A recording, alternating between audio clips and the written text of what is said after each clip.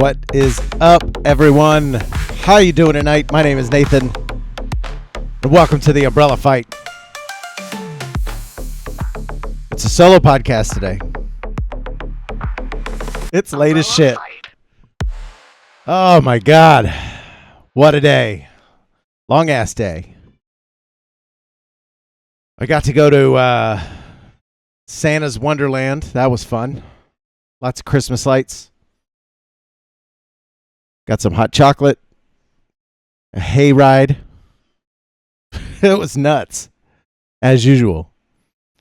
If you guys aren't in Texas, next time you're there, sometime in the Christmas season anyway, you're going to want to go there. Bring the kids. It's definitely a family-oriented thing. Although there's some cider and some good, some brewskis if that's your thing. Well, welcome to the podcast. I don't have any co-hosts today, so it's just going to be me flying solo. We're going to be talking about 2025. It's been a long-ass year, and I'm sure for some of you it's been trying. For some of you it's been great. For me, somewhere in between. Ups, downs, highs, lows. But we're going to talk about the one thing that matters on this podcast today. And that, of course, is the video games. We're going to do a little bit of a review, I think. I think that's what our goal is today. So I fired up the old Steam library, and Steam is by no means the only method, by no means the only method by which I consume video games, but it's the primary vector that I get all of my video game time in. So what I thought it would be fun to do is sort my whole ass library, top to bottom, and then look at what came out this year, what I played, what I didn't play, what I couldn't give a shit about playing, what I really gave a shit about playing, and then what I thought were my top 5, not best games of the year. Best is such a stupid term these days for games, right? You know, games are, there's a gazillion of them, and there's so many different ways to approach a game that I feel like it does it a disservice to simply boil it down to best, you know? But before we get into all that, let's, of course, do our collective quench. So I hope you guys got a drink handy. If you don't have a drink, you know what? I'm going to give you to the count of 5. 1, 2, 3, 4, 5. Hope you have a drink handy. I've got me an ice soda pop. And you know what? I don't have a rhyme for you today because my circle isn't exactly tight. I don't have any buddies here with me at the moment. But you guys all listening to this podcast on whatever platform you chose, hell, you might be here live. And for that, I am extremely grateful. So what we're going to do is just raise our glasses. We're going to cheers to video games, right? Let's drink. Oh, yeah, there we go. Soda pop down the hatch. Now, let's take a look at our library. You know what? I'm just going to switch it on over. You guys can see my Steam library. It's fine. Just as Umbrella Fight on it. Half the time, I'm invisible anyway, so even if you did look me up, whatever. Oh, boy, there were a lot of video games that came out in 2025, and I had a great time with quite a few of them. And I'm just going to scroll down a little bit. You guys can see this here. There were some that I played that didn't come out in 2025. Let's see if we take the library here, this is all of the games. We'll get to 2025 in its entirety shortly, but these are my last played games, the ones I have installed anyway. We've been doing a series on Stardew Valley. I've played that umpteen times, and I have the Stardew Valley expanded mod installed, so that's super duper fun. I highly recommend you play that. If you guys like a cozy game, definitely something to check out. We'll be uploading the playthroughs of that. You can check the VODs on the live feed for my channel anyway. But I also dove into good old Dark Souls 3. I was playing a mod on that one because I played the ever loving shit out of Dark Souls 3, and it is still fantastic as a vanilla game. So I slapped a mod on that one actually. It's called the Convergence, and it overhauls the game top to bottom. There's like 27 classes. It revamps all the bosses. It makes old Wolnir difficult. It makes the Abyss Watchers extra difficult.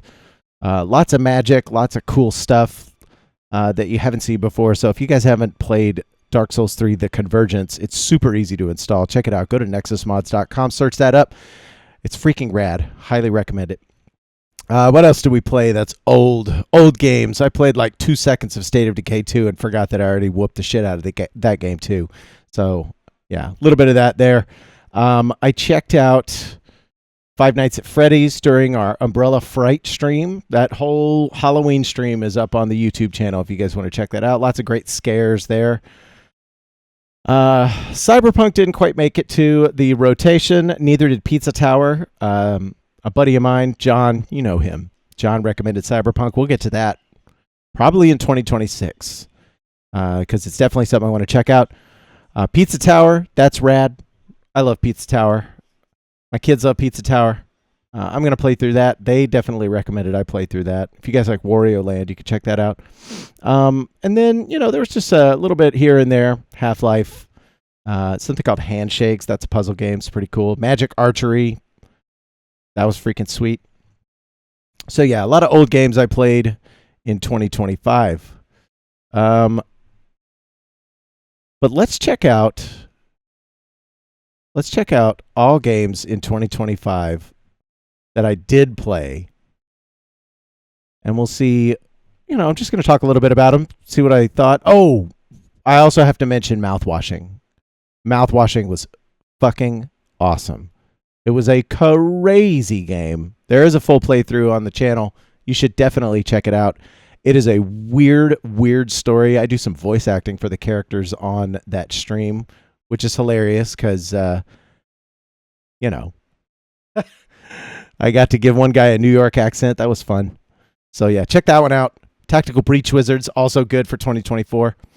Anyway, let's jump into 2025. What came out this year? You guys already know. The big one. Where is it? There it is. Silk Song. Oh, my goodness. What an insane video game. What an insanely hard video game. And what a splash of controversy this one caused as well. Not so much in the content or quality of the game. Content is breathtakingly wide. Quality is 10 out of 10 for me. No notes. Looks like my playtime was only about 40 hours, though. Kind of low. But I really only did just run through it. I didn't do it 100%. I will definitely go back and do it 100%. The controversy came when it released. Boy, howdy. Everybody was expecting that game, and I was so was I. Everybody was. And as soon as it dropped, it broke. What did it break? Xbox, Nintendo, and Steam all at the same time? I mean, I couldn't get a word in edgewise trying to buy the sucker. But yeah, Silk Song. Oof, what a game. But I'm sure you guys have seen everybody and their mom play this at this point, and there are some super duper good players out there. There's some people out there that are beating bosses with no hits. Like, what? What even is that? That's insane. Anyway, Silk Song, definitely in my top 5. I don't know where in the top 5. I may not even order the top 5 because that just seems kind of unfair. Some of these don't need to be pitted against each other. It's a little ridiculous. What else came out in 2025? Early 2025 saw some really cool stuff. A game about digging a hole. So I didn't actually get to play this one. I installed it and then uninstalled it. I just never got around to it, but it looks really cool. It's a short little experience. And I was told to check it out, and we'll probably play through that maybe in late January. I think we're gonna get through that. But it's literally just about digging a hole. And I wanted to mention it because games can be anything, literally anything. And this game is literally just about digging a hole. And you dig the hole and see what you can find. It's freaking rad. I love it. So yeah, we'll get to playing with that. What else came out in 2025? Let's check out what else is on our list. Pale Abyss. It's like a Kingsfield type. I played a little bit of that, about 5 minutes of it. It has a really cool look to it, super unique. I didn't dig into it too hard, but I really did like the way it looked. And we'll get to actually my favorite game of the year, which is a tangentially related type of video game. So yeah. What else? That's Not My Neighbor. We definitely played that. That game is super fun. It's one of those games where you're just kind of going through and you guys probably can't hear that here. There it is.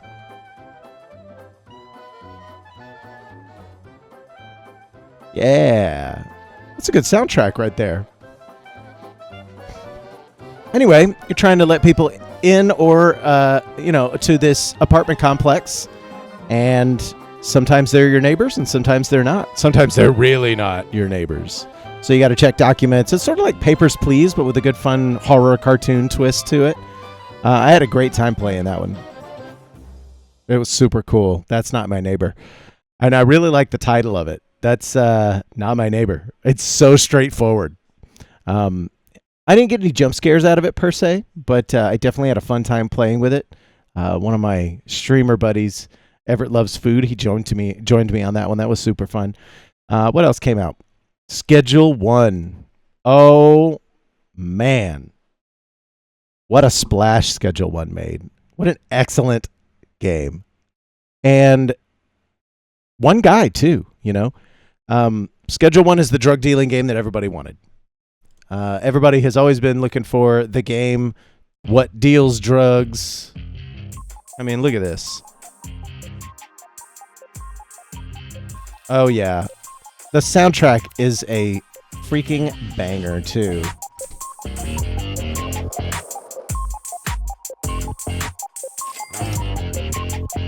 Yeah. That dirty bass right there. I'm loving that. So, anyway, Schedule 1 hit the market, and it didn't make a huge splash right away, but Queso played this game, and holy shit, it took off. I mean, damn. So, yeah, homie that made this game is just a solo dev, and he is now expanding. There's been update after update after update. And the game's only freaking $20. It's incredibly good. I have a super fun time playing it every time I jump in. It's one of my absolute, it's peak gaming for 2025. Oh, I haven't seen this trailer. Look at this.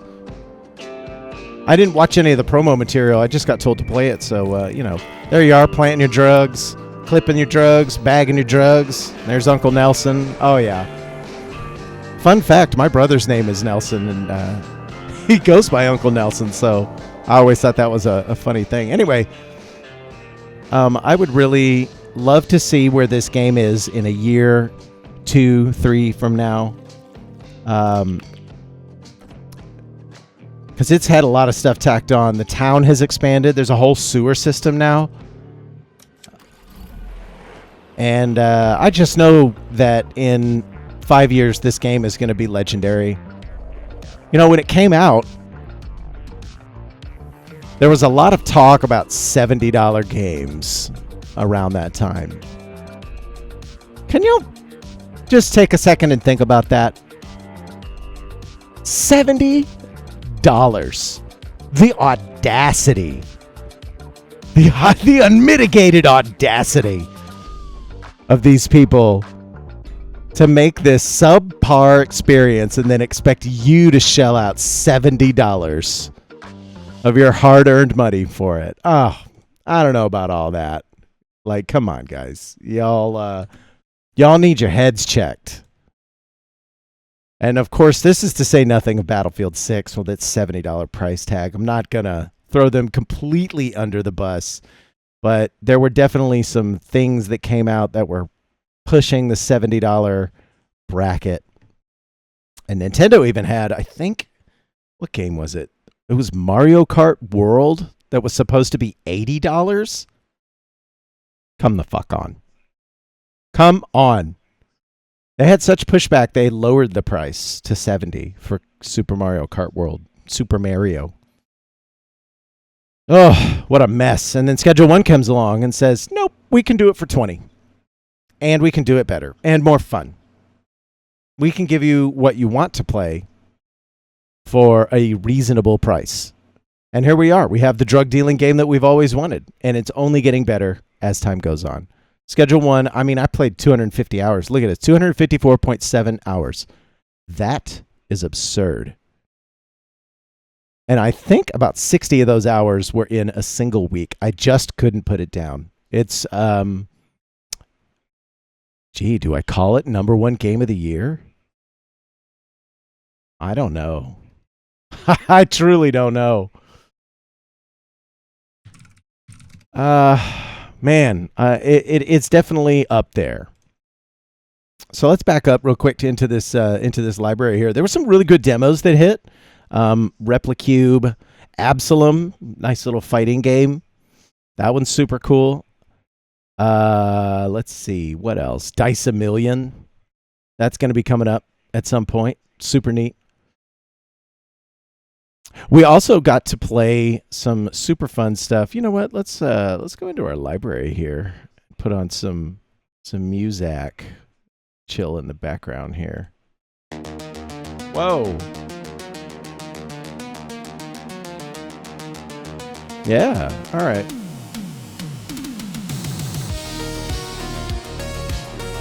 Nah.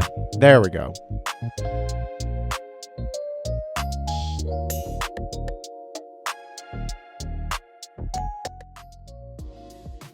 Oh, yeah. There we go. I'm just going to repeat this for a little while. Doing a solo podcast and not having anybody to like back and forth with, that the silence is a little unnerving. So I'm just going to play this in the background. We're going to chill. Talk about some video games even further. Anyway, here we are, 2025. Heartworm. I want to talk about Heartworm. Heartworm is awesome. I played a little bit of it. I probably played about halfway through it. And Heartworm is a love letter to like Silent Hill, Resident Evil. I mean, look at this thing.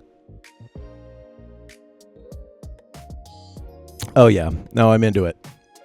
It goes places too. And it has a really nice, good PS1 look. It's beautiful. Great camera work. Look at those. Those are in-game. This is all in-game stuff. This is how the game looks when you play it. Yeah, I was way into it.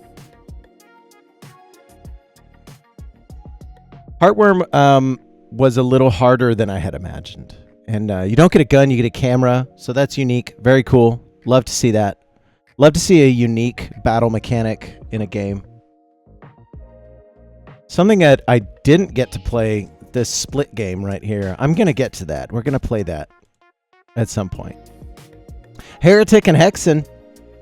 Classics. Not exactly 2025 games, but 95, 96, 97 even? Somewhere in there? Just after Doom. Heretic is, it's not exactly Doom, but it's close enough. Doom plus Wizard.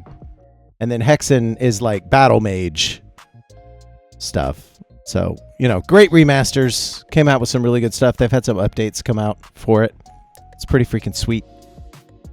Then there's good old Slackjaw. Slackjaw we played during Umbrella Fright.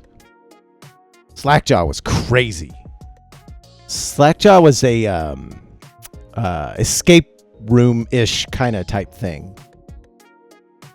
But the twist is that the killer keeps jaws.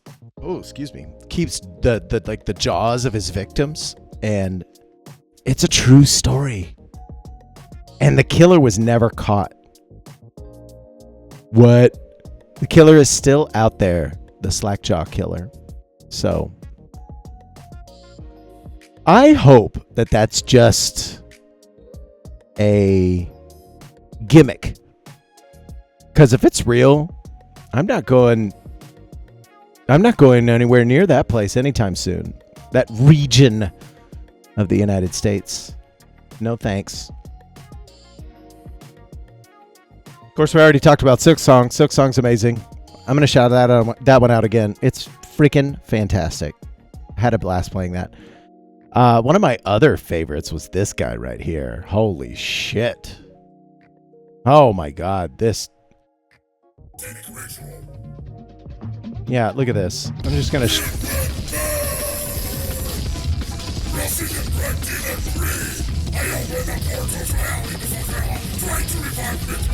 Yes.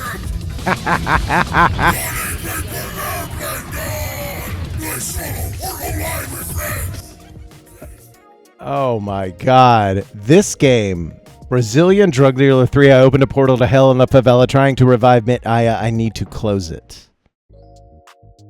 Is utter chaos in the best way possible. And they even just dropped this update. Look at this. Look at this. Let me back up. Boom. There it is. Friend Slop Easy Multiplayer Update. They said the word. They said the Friend Slop word. I love it. It's so amazing. I have heard many a Brazilian person on Twitter say that this is Brazil in a nutshell. The chaos, the music, the soundtrack of this game is a banger. Certified a banger. I only played about 5.6 hours of it, it says, but I enjoyed every minute of playing this game. But let's be real, it's Quake, but on a whole new level of chaos and just complete berserk gameplay. If you guys haven't played Brazilian Drug Dealer 3, you absolutely should play it. Especially if you like boomer shooters. Boomer shooters, this is like chef's kiss. Incredible game. I beat it in one sitting. I think we have a VOD of it. You can go check it out. It's pretty dope. The VOD, anyway. This game is more than pretty dope. It's 10 out of 10. For sure. So definitely going to land somewhere in the top 5. Mega Bonk. Everybody played Mega Bonk. It's Vampire Survivors. What has polygons. I really enjoyed Mega Bonk. I mean, I love a game what plays itself. You can't really go wrong with this type of game. I mean, look at that. Look at that muscle Chad right there. Oh, so many enemies. Yes. And it just it swings the weapon on its own, and then you just collect a bunch of shit and get more powerful, more powerful, more powerful. By the time you get to the end of it, you're just like destroying stuff left and right. It's an incredible game. It's got leaderboards too. I love leaderboards. So definitely check out Mega Bonk if you haven't already. Everybody knows about Mega Bonk though, as far as I know. Slime Rancher 2 officially came out. It's been in early access for a while. I liked it. It's basically the same game as the first one in a lot of ways. It's cute. It's Slime Rancher. You want a cozy game? Slime Rancher is there for you. And now the second one is too. So I don't have too much of an opinion on it per se. Because my opinion of the first one is that it is I don't know, let's call it a 9 out of 10. Sure, why not? If we're going to give it a number. But I really like the second one. It's nice and sharp. It's way colorful. I love colorful games. So Slime Rancher 2, up my alley. Speaking of colorful, look at this. Look at this thing. This is Malapetaka. Malapetaka's dope. And it's from Indonesia. And it is Doom plus Mega Man plus, I think, some like Metroid style stuff. Really, because there's like a hub world and stages, so it's not exactly Metroid, but it's very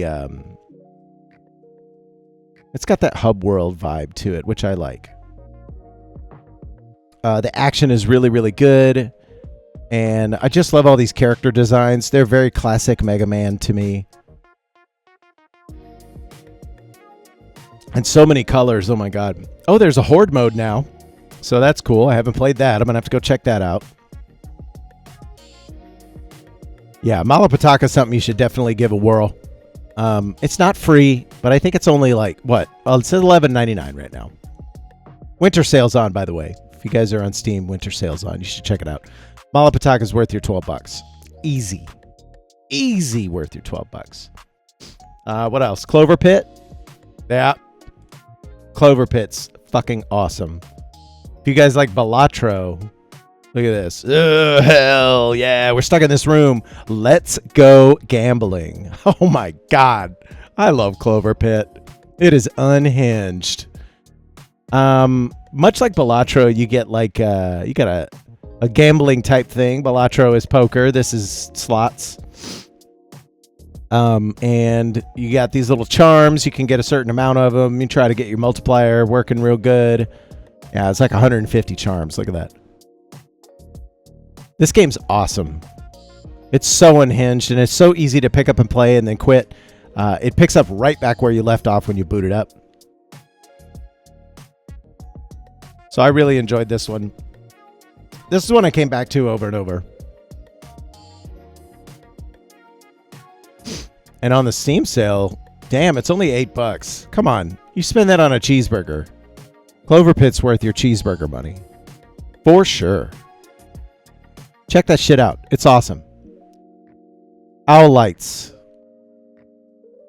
I wanted to like this one more than I did. However, it did have some really cool mechanics. There was a moment, this little moment right in here. We were in this hallway, and the bad guy, the baddie, was chasing me. But then there was a meter on the side that was a microphone, and it used my microphone, and I physically couldn't speak, or the thing would come find me. I had not seen that mechanic before, but I know Fears to Fathom uses it. It's a really cool mechanic. I super enjoy that type of thing.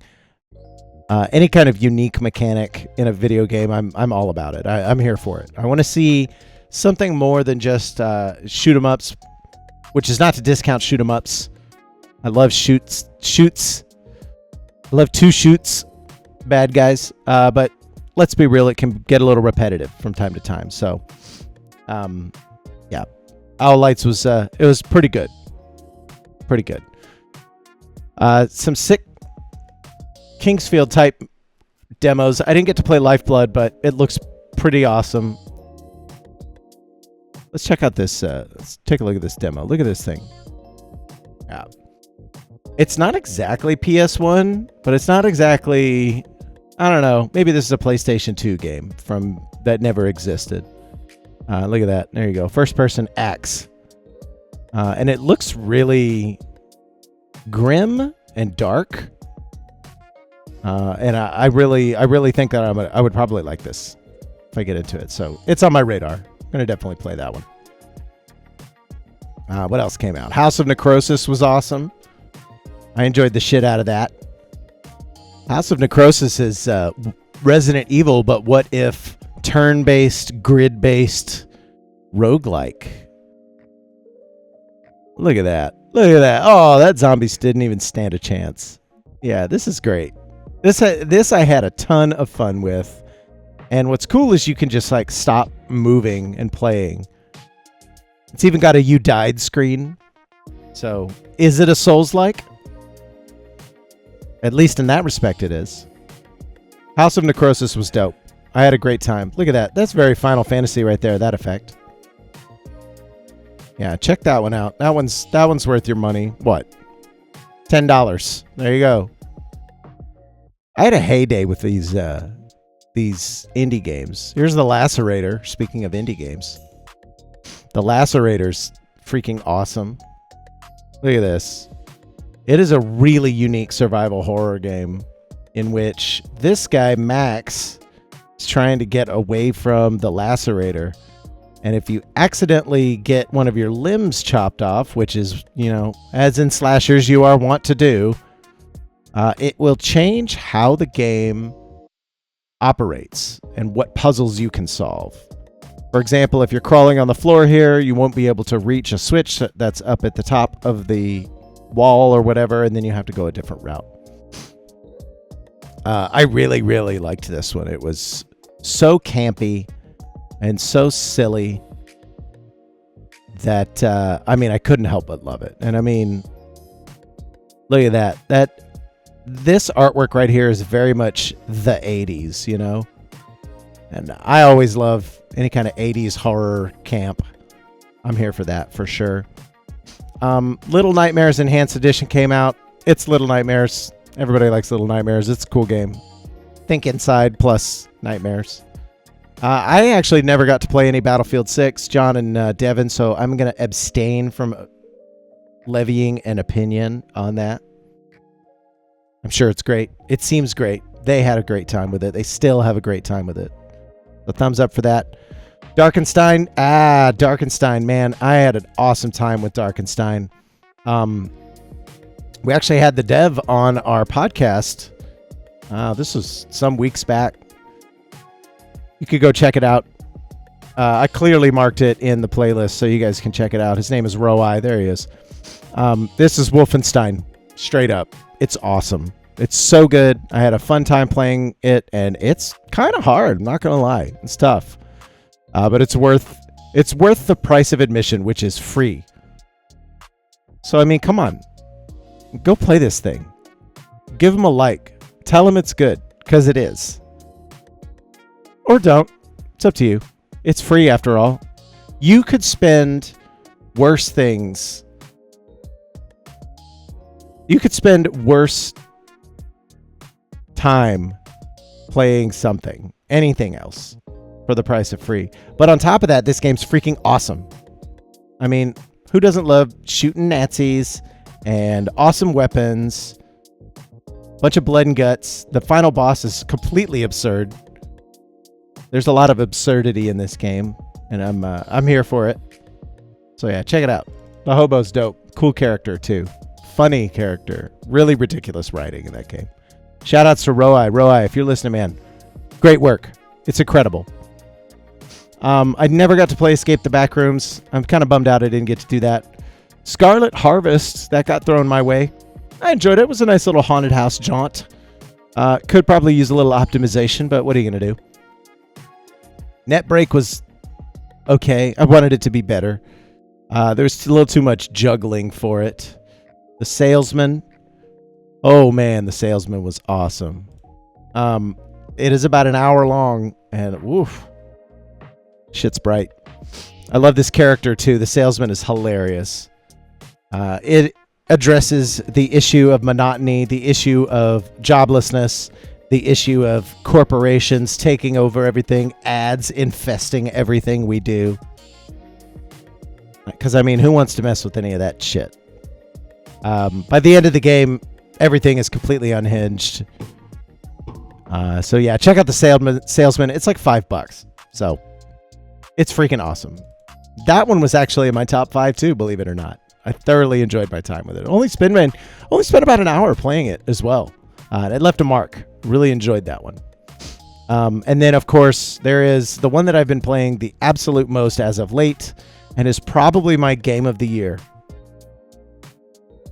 That is Verho Curse of Faces. There you have it. This right here. Let me pull up the trailer. Look at this thing. Verho is awesome. Kingsfield to the core.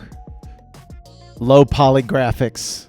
It's got some really cool filters. You can remove the retro filter, make it nice and sharp. You can do a CRT filter on it, and that's just like scratching the surface of the graphics. There's a bajillion weapons you can use. There's upgrades, play styles, bosses, you name it. This game has it. It is an excellent Kingsfield-like. And it's got its own personality. It's got a cool story. It's really dark and cryptic. The NPCs are neat. They do stuff, you know. They follow you around, kind of. You run into them here and there, depending on which one we're talking about. They all have great stories. And, man, this game's badass. You should play it. You should 100% go play this game, like right now. I thoroughly enjoyed Verho. We're actually doing a playthrough, or I did a playthrough on live on stream. I'm cutting everything together so you guys don't have to see the boring parts, but Verho's game of the year for me, for sure. It just kind of speaks to me, you know. It's got the vibe and sensibilities of a great game. It's got replayability.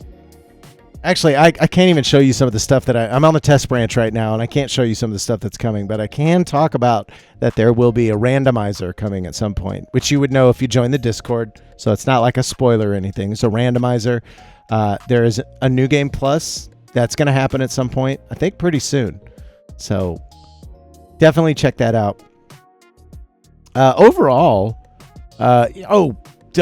this is to say nothing of Umbrella Fright.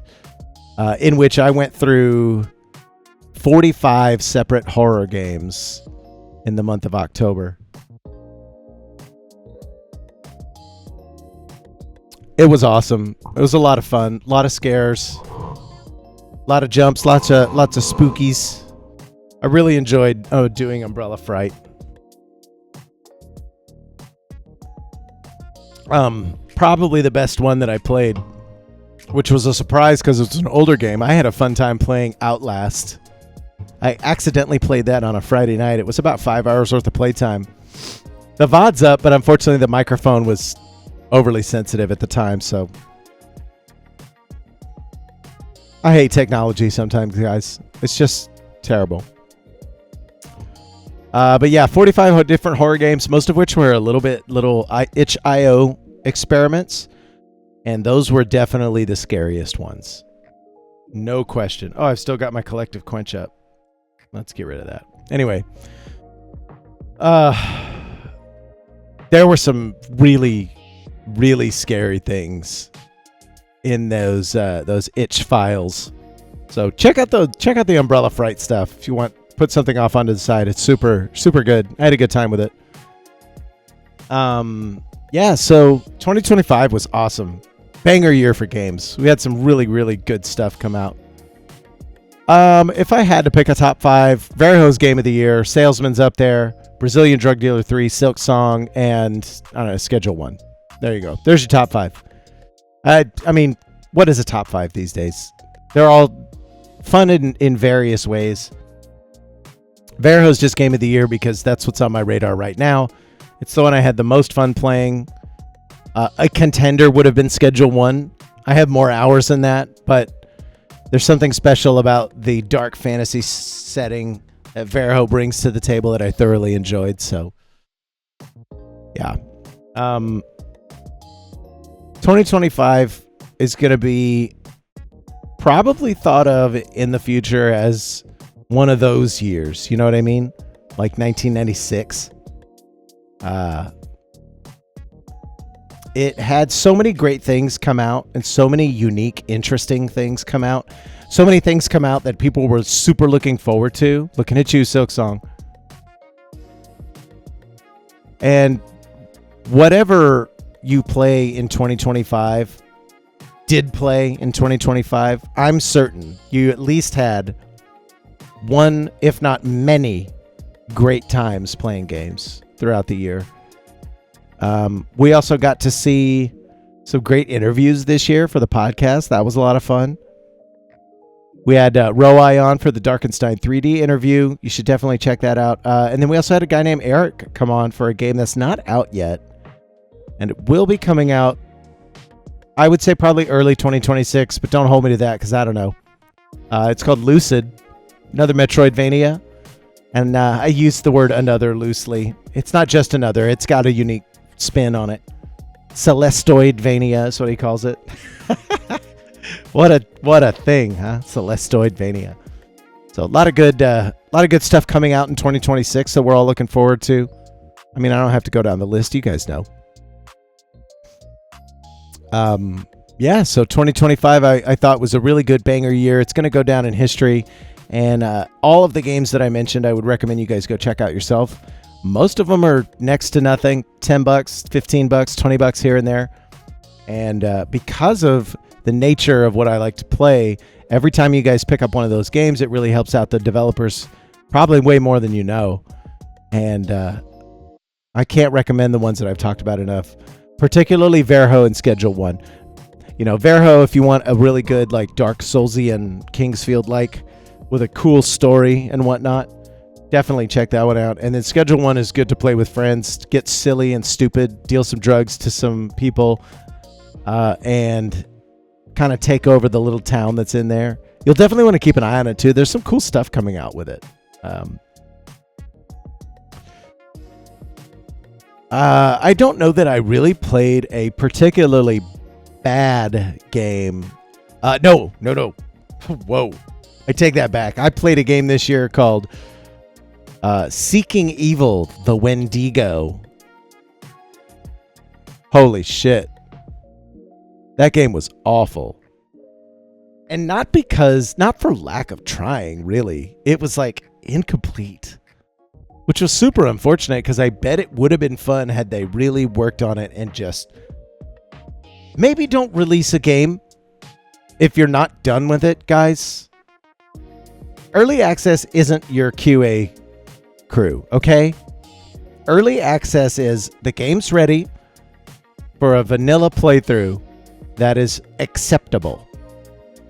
But we want to do more things, and we can't really do that because we ran out of money. I get that. I get it. Early access has its place, but not for an incomplete game. That's a no-no. You can't do that. I don't even know if Seeking Evil was in early access, but frankly, it doesn't matter because it was bad. I had a bad experience with it. It sucked. I wanted it to be good.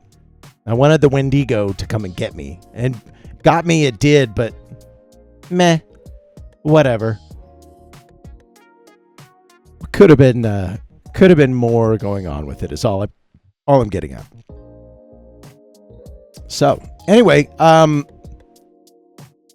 yeah, just wanted to close out 2025. We probably will have another podcast next week. That's kind of up in the air, but in the event that I don't see you until 2026, just want to give you guys a shout out for being here, for checking out the podcast, for listening, showing up in chat, hanging out, having a good time. Regal Fire, Hollow Attorney, Keegan, everybody I didn't mention. You guys aren't in chat right now because it's late as, well, you know what it's late as. And if this had been earlier in the night, I bet you guys would be here because y'all are awesome. But anyway, I just wanted to show off and talk about some of the games. Hopefully you guys will get some enjoyment about some of those games if you pick them up. I'm sure you will, in fact. I had a great time with them. Almost all the games that I played. So I was really, really happy with the way 2025 went down. And I hope that you guys had a good 2025 as well. You know what, though? We're going to go ahead and... Oh, man.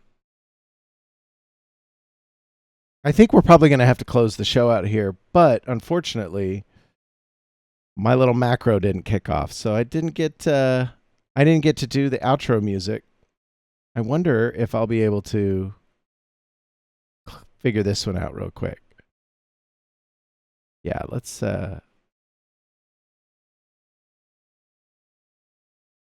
I know why. The intro music's here. Here, let's fix this real quick. Here's our media source.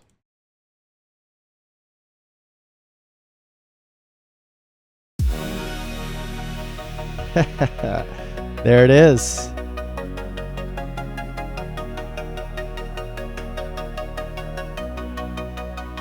'25 was indeed a banger year. We had a great time playing. We had a great time hanging out. And I really liked the fact that you guys were here. Shoot the shit with us. Have a good time. I want to tell you that you're awesome. You're loved. What you do matters. More than you know. Call your mom. Call your dad. Tell them you love them. Life is too damn short. I'm going to give you a heart. And hopefully we'll see you guys in 2026. Right back here on The Umbrella Fight. Peace.